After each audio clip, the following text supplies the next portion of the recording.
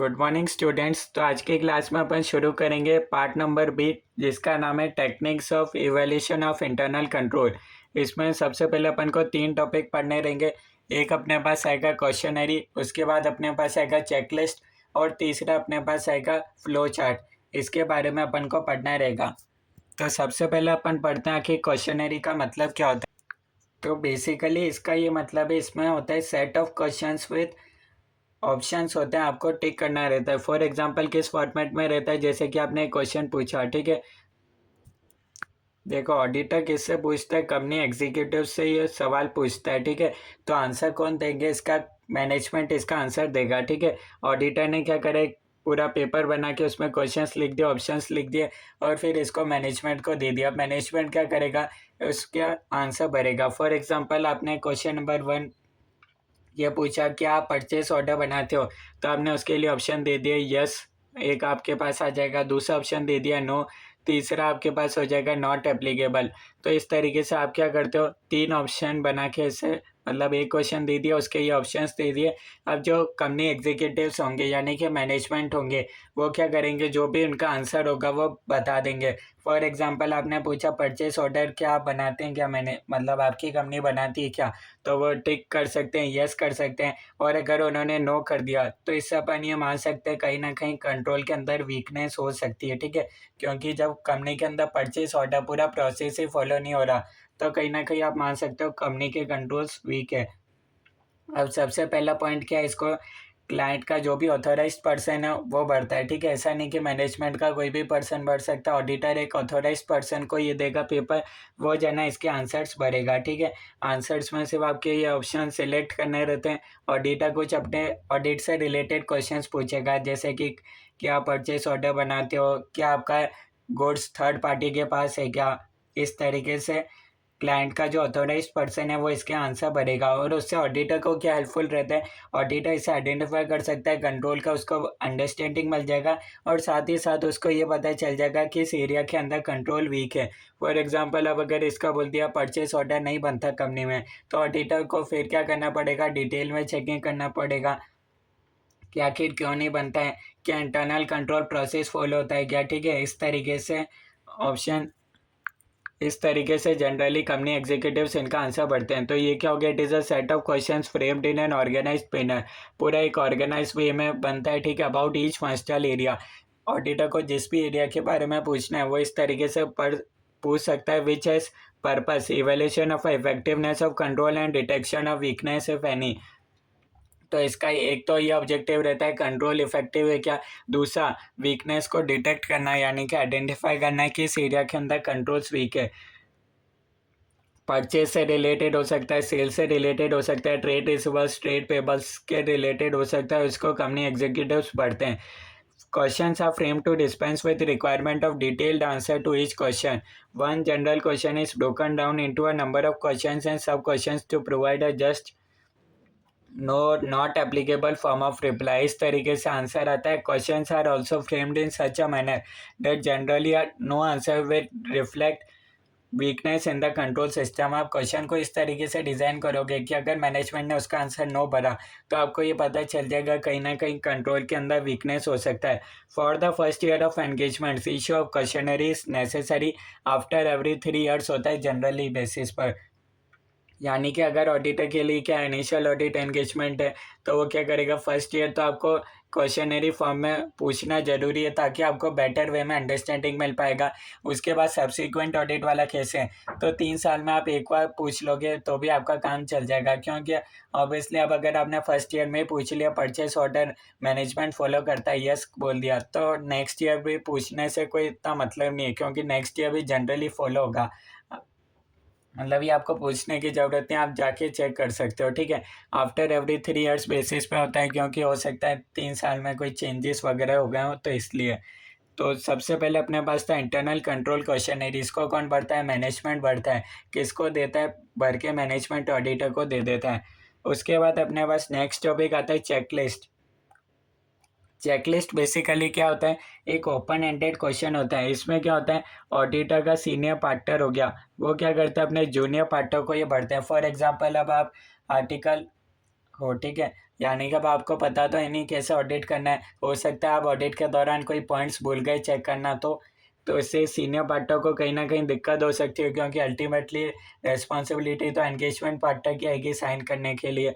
तो इसमें क्या होता है, सीनियर पार्टनर एक ऐसे क्वेश्चंस का फ्रेम बनाता है, उसको सबमिट करके किसको दे देता है, जूनियर पार्टनर को दे देता है। ठीक है, अब जूनियर स्टाफ क्या करेगा, इसको जब जूनियर स्टाफ जब भी क्लाइंट के यहाँ जाएगा, फॉर एग्जांपल फिजिकल वेरिफिकेशन कर रहा है, तो उसको क्या क्या पॉइंट्स ध्यान रखने हैं उसको बढ़ सकता है। इसमें भी सेम फॉर्मेट में ही होता है, यस नो नॉट एप्लीकेबल, जैसे कि ये हो गया।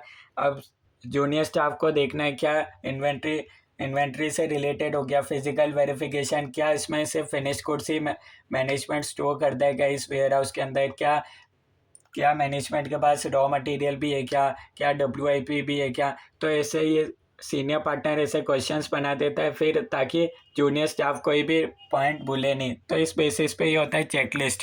देखो, जो अपने पास क्वेश्चनरी था, क्वेश्चनरी तो कंपनी के एग्जीक्यूटिव्स फिल करते हैं, चेकलिस्ट कौन फिल करता है, जूनियर स्टाफ, ऑडिटर का ही एक स्टाफ उसको फिल करता है। ठीक है, जूनियर स्टाफ भर के किसको दे देता है, सीनियर स्टाफ को दे देता है। ठीक है, ऑब्वियसली सीनियर स्टाफ को पता है क्या क्या इतने सारे पॉइंट्स इन्वेंट्री के रिगार्डिंग चेक करना है, क्या इन्वेंट्री थर्ड पार्टी के पास है, ये जूनियर स्टाफ को चेक करना है, क्या क्या इन्वेंट्री के अंदर फिनिश गुड्स है, WIP है, रॉ मटेरियल है, जो भी ऐसा पॉइंट्स बना के वो किसको दे सकता है, जूनियर स्टाफ को। यानी कि इन्वेंट्री से रिलेटेड जो भी पॉइंट्स चेक करने हैं, ताकि कोई भी जूनियर स्टाफ अपने वर्किंग में कोई भी ऐसा नहीं है कि इन्वेंट्री के रिगार्डिंग 10 पॉइंट उसको चेक करने हैं तो उसने सिर्फ 4 पॉइंट ही चेक करे, ऐसा नहीं हो। इसलिए ये होता है चेकलिस्ट।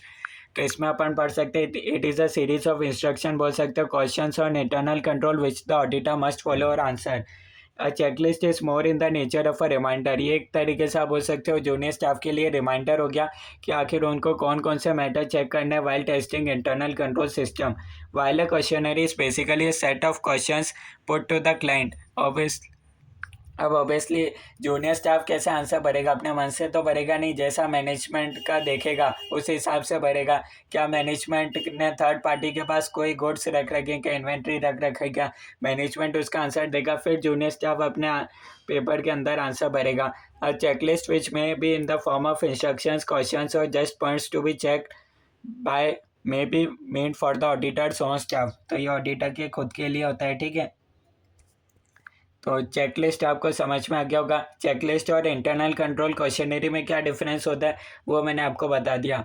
यहाँ थोड़ा सा ICAI ने अपने लैंग्वेज के अंदर लिख रखा है, इंटरनल कंट्रोल क्वेश्चनरी एग्जीक्यूटिव्स पढ़ते हैं, चेकलिस्ट कौन पढ़ता है, ऑडिटर स्टाफ पढ़ता है। Internal control question incorporates a large number of detail questions. अब ऑब्वियसली अपन मैनेजमेंट को दे रहे हैं, तो मैनेजमेंट से ऑडिटर हर एक चीज़ डिटेल में पूछना चाहेगा। ऐसा नहीं कि सिर्फ 2 पॉइंट पूछ लिए, पूरा परचेस प्रोसेस फॉलो होता है, परचेस ऑर्डर का प्रोसेस फॉलो होता है, कैसे फॉलो होता है, ऑथोराइजेशन कौन करता है। चेकलिस्ट में क्या होता है, नॉर्मल क्वेश्चंस होते हैं, जैसे कि इन्वेंट्री के रिगार्डिंग ऑडिटर को ये 10 पॉइंट चेक करने हैं, तो वो 10 पॉइंट एक तरीके से आप बोल सकते हो रिमाइंडर की तरह होते हैं। अगर मैनेजमेंट का आंसर नो होता है तो अपन इसको एक वीकनेस मानते हैं, but significance of that weakness is not revealed. Management ने भले ही आपको नो कर दिया होगा, ठीक है, पर अब आपको चेक करना पड़ेगा कि आखिर इंक्वायरी करना पड़ेगा। हो सकता है अगर मैनेजमेंट के पास वैलिड आंसर है तो अपन उसको क्या करेंगे, वीकनेस नहीं मानेंगे। मैनेजमेंट ने हो सकता है आपको सेटिस्फाइड आंसर दे दिया होगा कि हम ये प्रोसेस इसलिए फॉलो नहीं करते, तो आप उसको फिर बाद में वीकनेस कंसिडर नहीं करोगे। However in checklist a specific statement is required where an apparent weakness may prove to be material in relation to the accounts as a whole. तो यही आपको बता रखा है। अब अगर जूनियर स्टाफ ने किसी का आंसर क्या करा, नो करा, तो अब उसको डिटेल में आंसर लिखना पड़ेगा अपने सीनियर पार्टनर को समझाने के लिए कि आखिर उसने नो क्यों लिखा। ठीक है, तो यहाँ तक कोई डाउट है तो आप बता सकते हो। इसको आप सिर्फ 2-3 बार रीड कर लोगे तो भी काम चल जाएगा, क्योंकि ये चैप्टर ऑलरेडी काफ़ी बड़ा है। फ्लो चार्ट क्या होता है, अगर आपने सी इंटर EIS सब्जेक्ट पढ़ा होगा, पहले EIS SM पेपर होता था सी इंटर के अंदर, तो उसके अंदर क्या होता था, एक EIS के अंदर एक टॉपिक था जिसका नाम था फ्लो चार्ट। फ्लो चार्ट के अंदर क्या होता था कि आखिर पूरा प्रोसेस कैसे फॉलो होता है। फॉर एग्जांपल परचेस प्रोसेस के लिए कैसे स्टेप्स फॉलो होते हैं, तो उसको अपन कोई ये जस्ट मैं आपको एक एग्जांपल बता देता हूँ कि आखिर फ्लो चार्ट होता क्या है। पहले सी एंटर EIS में होता था पर आपके अब कोर्स से डिलीट कर दिया गया है, ठीक है। सीए फाइनल ऑडिट में सिर्फ टॉपिक इंक्लूड कर दिया, फ्लो चार्ट कैसे बनता है ये सब इंक्लूड नहीं करा है, ठीक है। देखो मैं आपको एग्जांपल बता देता हूँ, जैसे कि आपका कैसे होता है। स्टार्ट आपने करा, clear all working location, read product value customer, इस तरीके से फ्लो चार्ट बनता है। अब देखते हैं प्रोडक्ट ए पर आप कितना डिस्काउंट दे रहे हो, 10% दे रहे हो सकता है आपका कस्टमर रिटेल कस्टमर को कितना डिस्काउंट दे रहे हो, होलसेलर को कितना डिस्काउंट दे रहे हो, ठीक है। कौन अप्रूव करता है, अगर वो रिटेल कस्टमर नहीं है तो ऑटोमेटिक उसका डिस्काउंट कितना अप्लाई होना चाहिए, ये सब काम क्या होता है आजकल ऑटोमेटिक होता है, ठीक है। मतलब थ्रू सिस्टम होता है। तो ये आप देख सकते हो, अगर value of goods more than 10,000 है तो उसका कितना डिस्काउंट रहेगा, अगर प्रोडक्ट है तो उसमें कस्टमर रिटेलर है तो कितना डिस्काउंट होगा। तो इस तरीके से बनता है फ्लो चार्ट, ठीक है। तो ये जस्ट मैंने आपको एग्जांपल बता दिया आखिर फ्लो चार्ट होता क्या है। अब सिर्फ आपके कोर्स में थोड़ा सा थ्योरी लिख रखा है, उसको अपन पढ़ लेते हैं। ये क्या होता है, graphic presentation of internal controls होता है कि आखिर आपका सिस्टम किस तरीके से वर्क करता है, इसमें ही होता है। यानी कि इस तरीके से ऑडिटर क्या बना सकता है, फ्लो चार्ट बना सकता है, उसको क्या हो जाएगा, कंट्रोल्स के बारे में अंडरस्टैंडिंग मिल जाएगा कि आखिर कैसे कंट्रोल्स वर्क करते हैं, how controls are followed, step by step आपको पता चल जाएगा। पर इसकी सबसे बड़ी दिक्कत यही है, अगर खूब सारा होगा, प्रोसेस लेंथी होगा तो उसमें आपका फ्लो चार्ट भी कहीं ना कहीं कॉम्प्लेक्स होता जाएगा। पर इससे क्या होगा, ऑडिटर के लिए बेनिफिट क्या है, ओवरऑल अंडरस्टैंडिंग मिल जाएगी एक पेज के अंदर ही, ठीक है। और इसका सबसे बढ़िया भी आप बोल सकते हो प्रॉब्लम किधर है, ये भी ऑडिटर आइडेंटिफाई कर पाएगा इमिडिएटली, क्योंकि पता चल जाएगा ना किस तरफ क्या है। अब अगर रिटेल कस्टमर है मोर देन 10,000 तो ऑडिटर चेक कर सकता है क्या मैनेजमेंट ने 10% डिस्काउंट दे रखा है, क्या वाकई में 10% ये सिस्टम अप्लाई करता है क्या, ठीक है। और कौन सा पर्सन किस चीज़ के लिए रिस्पॉन्सिबल है ये भी पता चल जाएगा, ठीक है। गलतियां रह गई तो उसको ठीक करना भी आसान रहेगा। पर अगर यही एक लिमिटेशन है कि अगर प्रोसेस लंबा होगा तो आपका फ्लो चार्ट कॉम्प्लेक्स हो सकता है, ठीक है। अब इसमें कई बार आपने देखा होगा ब्लॉक, कोई बॉक्स कोई बॉक्स रेक्टेंगल शेप में होगा, कोई स्क्वायर टाइप में होगा, कोई सर्कल में होगा। तो कहीं ना कहीं आप बोल सकते हो ये आपको आइडेंटिफाई करने में थोड़ा सा कॉम्प्लेक्स होता जाएगा कि आखिर कौन सा बॉक्स क्या रिप्रेजेंट कर रहा है। क्योंकि एट द लास्ट एंड आप हर एक चीज़ का देखोगे, सेल्स का बनाओगे, परचेज का बनाओगे, ट्रेड रिसीवेबल्स का बनाओगे, पेबल्स का बनाओगे, तो कहीं ना कहीं लास्ट में आप भी कन्फ्यूज हो सकते हो कि कौन सा बॉक्स क्या रिप्रेजेंट कर रहा है। थोड़ा सा अगर आपका नॉर्मल सिस्टम है, छोटा सा परचेज प्रोसेस, मतलब कोई सा भी प्रोसेस छोटा सा है, तो आप उसको इजीली फ्लो चार्ट के थ्रू समझ सकते हो, ठीक है। और जनरली इस वक्त इसको कभी कभार मैनेजमेंट भी बनाते हैं, तो आप वो चेक कर सकते हो जो मैनेजमेंट ने बनाया और आपने जो बनाया क्या वो सही है क्या, ठीक है। तो ये फ्लो चार्ट में इतना पढ़ सकते हो, लाइन्स एंड डायग्राम्स होता है, इसमें सब थ्योरी लिख रखा है, आपको कोई प्रैक्टिकल एग्जाम्पल नहीं बता रखा है, ठीक है। उसके बाद अपन आ जाते हैं नेक्स्ट टॉपिक पर आ जाते हैं। तो नेक्स्ट टॉपिक अपने पास आता है स्ट्रक्चर ऑफ इंटरनल कंट्रोल, ठीक है। इसका नाम है बेसिकली आप बोल सकते हो examples of control activities. Last class के अंदर अपन ने एक टॉपिक पढ़ा था कंट्रोल एक्टिविटीज़ के बारे में, ठीक है। उसी के कुछ एग्जांपल्स बता रखे हैं जिसका आपके आईसीआई मॉड्यूल में नाम है स्ट्रक्चर ऑफ इंटरनल कंट्रोल। इसको आप ऐसे ही रीड कर सकते हो, बहुत कम चांसेस है इस पर कोई सेपरेट क्वेश्चन है।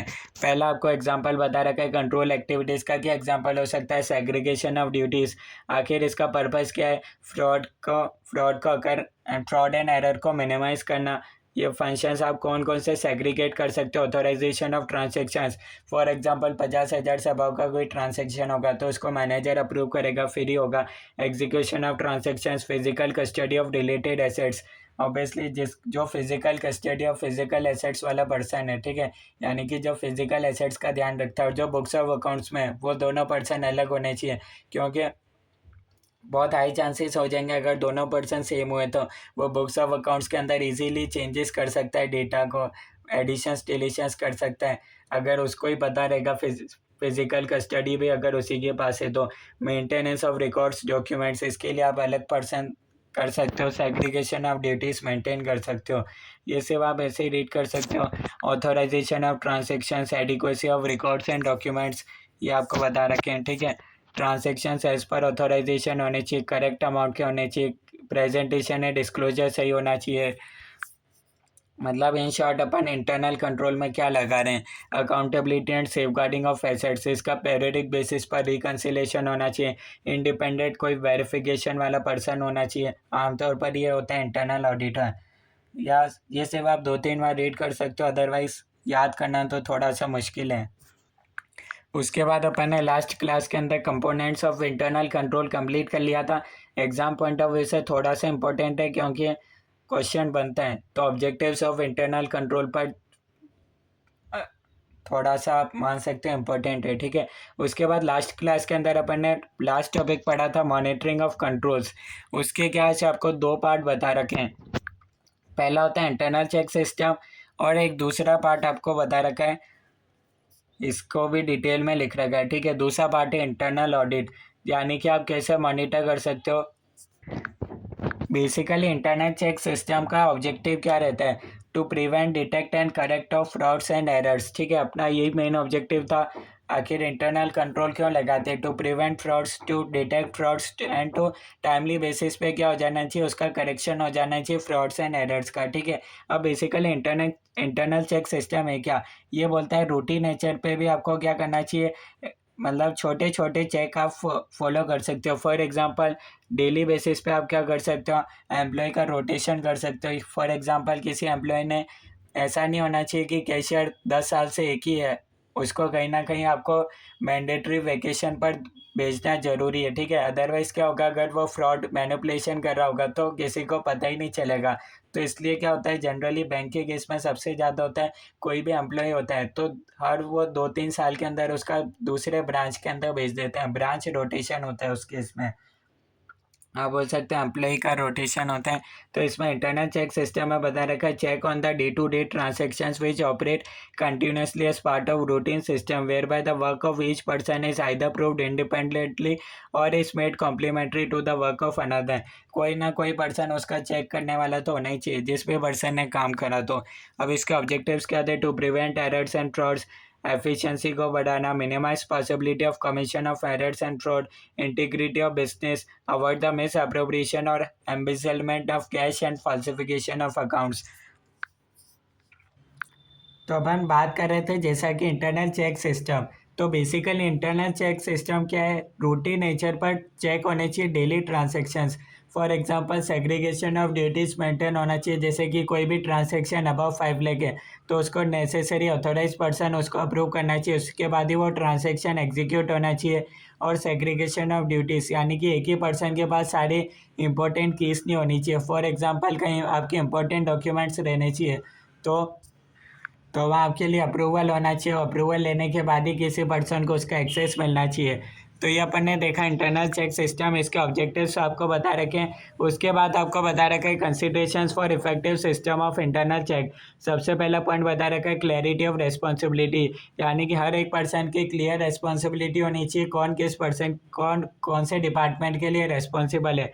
बी पॉइंट बता रखा है डिवीजन ऑफ वर्क, ऑब्वियसली किसी एक ही पर्सन के पास सारे इंपॉर्टेंट डॉक्यूमेंट्स या फिर सारे इंडिपेंडेंट, तो डिवीजन ऑफ वर्क के अंदर बता रखा है सेग्रीगेशन ऑफ ड्यूटीज़, यानी कि मेकर और चेकर दोनों अलग अलग पर्सन होने चाहिए। सी पॉइंट बता रखा है स्टैंडर्डाइजेशन।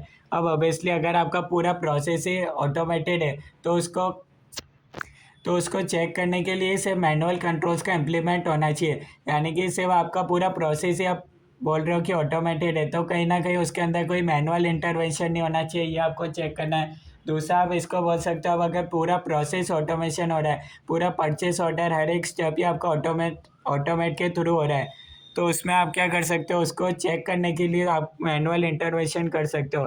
तो इससे आपको देखना है स्टैंडर्डाइजेशन आपका प्रोसेस है या नहीं। डी पॉइंट बता रखा अप्रेजल, और हर एक चीज़ का इनका क्या होना चाहिए, पीरियडिक बेसिस पर रिव्यू होना चाहिए, यानी कि मॉनिटरिंग हो गया।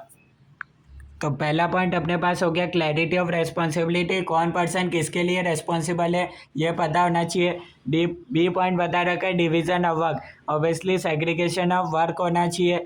सी पॉइंट बता रखा है स्टैंडर्डाइजेशन, जो भी आपका प्रोसेस है उसका एक स्टैंडर्ड प्रोसेस फॉलो होना चाहिए, कहीं ऐसा नहीं होना चाहिए फॉर एग्जांपल मैंने अभी आपको एक फ्लो चार्ट बताया था, उसमें कोई रिटेल कस्टमर है और वो 10,000 से ज़्यादा का शॉपिंग करते हैं फॉर एग्जांपल, तो उस पर डिस्काउंट ऑटोमेटिक अप्लाई हो जाना चाहिए।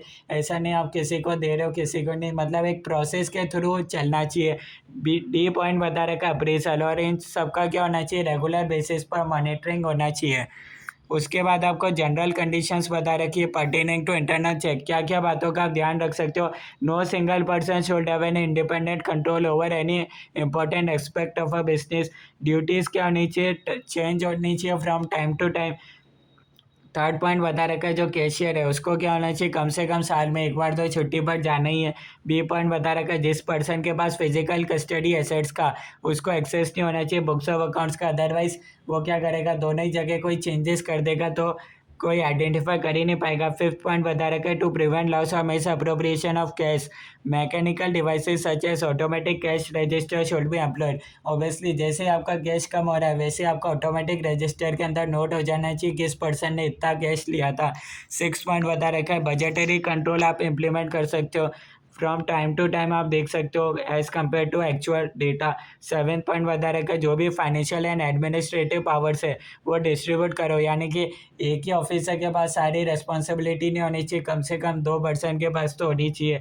एट पॉइंट बता रखा है पेरियोडिकल बेसिस पर वेरिफिकेशन होना चाहिए एंड टेस्टिंग होना चाहिए। उसके बाद अपने पास बी पॉइंट आता है मॉनिटरिंग के अंदर इंटरनल ऑडिट।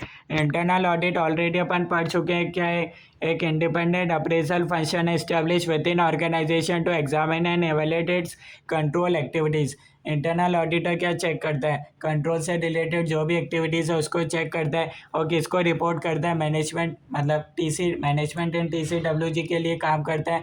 इनको अपॉइंट कौन करता है, मैनेजमेंट एंड टीसीडब्ल्यूजी। तो अल्टीमेटली वो रिपोर्ट किसको करेगा, टीसीडब्ल्यूजी को ही करेगा पूरा रिपोर्ट बना के। Scope of internal audit is determined by management, क्या क्या कंट्रोल एक्टिविटीज़ कौन कौन से काम को चेक करना है ये मैनेजमेंट उसको बताएगा इंटरनल ऑडिटर को। तो यहाँ तक कोई डाउट है तो आप बता सकते हो। उसके बाद अपन नेक्स्ट टॉपिक पर चलते हैं। नेक्स्ट टॉपिक अपने पास है review of a system of internal control. Exam point of view से ये क्वेश्चन इंपॉर्टेंट है, manual and automated elements in internal controls.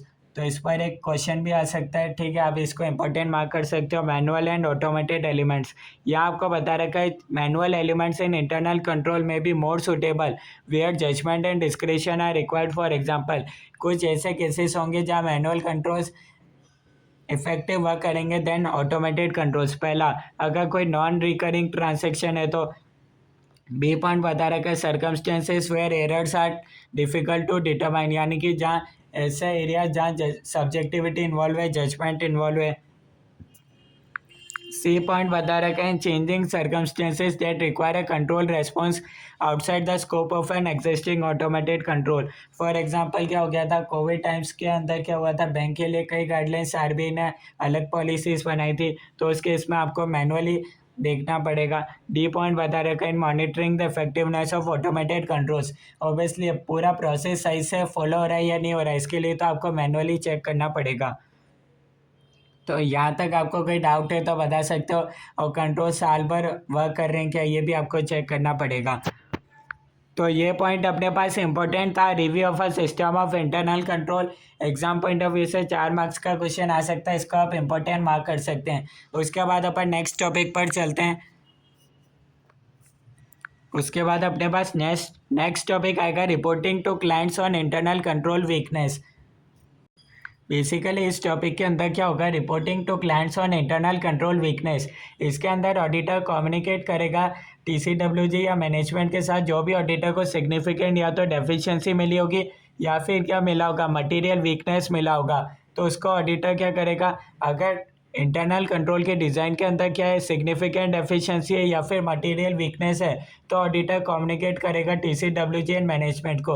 Again मैं आपको बता देता हूँ इस टॉपिक के अंदर है क्या, reporting to clients on internal control weakness. अगर ऑडिटर को लगता है कि इंटरनल कंट्रोल के डिज़ाइन के अंदर ही कोई गड़बड़ है, या तो सिग्निफिकेंट एफिशिएंसी हो सकती है या फिर मटेरियल वीकनेस हो सकता है, तो ऑडिटर किसको कम्युनिकेट करेगा, टीसीडब्ल्यूजी एंड मैनेजमेंट को। अब ये डेफिशिएंसी सिग्निफिकेंट है या नहीं, ऑडिटर अपने जजमेंट के हिसाब से डिसाइड करेगा, ठीक है। Auditor decide on the basis of this possible miss statement यानी कि उसको देखना पड़ेगा क्या इससे फाइनेंशियल स्टेटमेंट्स मटेरियली मिसस्टेटेड हो सकते हैं क्या। तो फिर वो देखेगा ये जो डेफिशिएंसी है वो क्या है, अपने लिए सिग्निफिकेंट है। फिर उसके बाद ऑडिटर कम्युनिकेट करेगा। एक बार इसको आप नोट से पढ़ सकते हैं फटाफट से, उसके बाद अपन प्रिंटेड नोट से देखेंगे। तो ये ऑलरेडी मैंने इस लिस्ट को रिवाइज कर रखा है। इसके अंदर जो क्वेश्चंस आ सकते हैं वो मैंने इधर लिख रखा है। कंपोनेंट्स अपन ने ऑलरेडी कंप्लीट कर लिए थे। टेक्निक्स मैंने आपको बता ही दिया, फ्लो चार्ट, क्वेश्चनरी, चेकलिस्ट वगैरह, तो उसको आप वहाँ से पढ़ सकते हो। सिर्फ हेडिंग लिख रखा है। 6 पॉइंट आपको बता रखा है, meaning of internal check and its objectives. ठीक है, 2 लाइन इधर बता रखी है। इंटरनल चेक के अंदर अपन क्या चेकिंग करते हैं, डे टू डे एक्टिविटीज़ को चेक करते हैं। बेसिकली ये एक इंटरनल कंट्रोल का ही पार्ट है। ठीक है, उसके बाद 7 पॉइंट बता रखा है, मैनुअल कंट्रोल्स कब अपने लिए ज़्यादा सूटेबल रहते हैं, देन ऑटोमेटेड कंट्रोल्स। ठीक है, उसके बाद 8 पॉइंट अपन जो डिस्कस कर रहे हैं, reporting to clients on internal control weakness. इसके अंदर सबसे पहला पॉइंट बता रखा है, auditor comes across any material weakness और significant deficiency in the design of internal controls. किसको कम्युनिकेट करना चाहिए, मैनेजमेंट और TCWG को राइटिंग के अंदर करना चाहिए through a letter of weakness. वो पूरा लेटर ऑफ वीकनेस बनाएगा कि उसको इस एरिया के अंदर ये वीकनेस मिला, ये वाला कंट्रोल का डिज़ाइन, ये वाला इंटरनल कंट्रोल का डिज़ाइन सही से नहीं है, और आखिर उसमें क्या सजेशंस हो सकते हैं, क्या इम्प्रूवमेंट हो सकता है, ऐसा भी ऑडिटर बता सकता है। मैंडेटरी नहीं है सजेशंस फॉर इम्प्रूवमेंट, पर अगर ऑडिटर को लगता है क्या ये इम्प्रूवमेंट होना चाहिए तो वो ये भी बता सकता है। If in auditor's judgement this can result into possible material misstatement, only then consider this as material और सिग्निफिकेंट। आप इसको कब मटेरियल वीकनेस और सिग्निफिकेंट डेफिशिएंसी मानोगे, आपको मान सकते हो कोई डेफिशिएंसी मिला, आप उसको मटेरियल कब मानोगे, अगर ऑडिटर के जजमेंट में उसको लगता है क्या ये पॉसिबल मटेरियल मिस स्टेटमेंट में कन्वर्ट हो सकते हैं, या मटेरियल मिस स्टेटमेंट बन सकते हैं, तो फिर ऑडिटर इसको मटेरियल और सिग्निफिकेंट कंसिडर करेगा। बी पॉइंट बता रखा है, while communicating significant deficiencies in internal control through a letter of weakness, auditor should consider the following. Auditor को क्या क्या बताना रहेगा वाइल कम्युनिकेटिंग, जब ऑडिटर बता रहा है तो उसको क्या क्या बातों का ध्यान रखना है। पहला, डिस्क्रिप्शन ऑफ डेफिशिएंसी, आखिर डेफिशिएंसी के बारे में डिटेल में बताना है कि इस एरिया के अंदर ये कंट्रोल्स का डिज़ाइन सही तरीके से नहीं बना हुआ है। B point, explanation for its potential effects, और अगर इसको सही टाइम पर करेक्ट नहीं करा तो इससे क्या क्या इम्पैक्ट आ सकता है। सी पॉइंट बता रखा है, auditors recommendation for improvement if possible, अगर ऑडिटर को लगता है ये इम्प्रूवमेंट होना चाहिए इसके अंदर तो ऑडिटर साथ ही साथ ये बता सकता है। डी पॉइंट बता रखा है, it is important to mention that our objective was to express an opinion on financial statements and not the operating effectiveness of internal controls. देखो ऐसे 265 आया था, तो उससे ऐसे 265 के अंदर ये बता रखा है कि ऑडिटर को सिर्फ ये बताना है कि उसका जिम्मेदारी इंटरनल कंट्रोल को चेक करना नहीं था, उसका जिम्मेदारी सिर्फ फाइनेंशियल स्टेटमेंट्स पर अपना ओपिनियन एक्सप्रेस करना है। पर बाद में ये सेक्शन 143 बाद में नया कंपनीज एक्ट आया, उसके अंदर बताया था कि ऑडिटर को क्या करना है, इंटरनल फाइनेंशियल कंट्रोल्स पर भी अपना रिपोर्ट देना जरूरी है।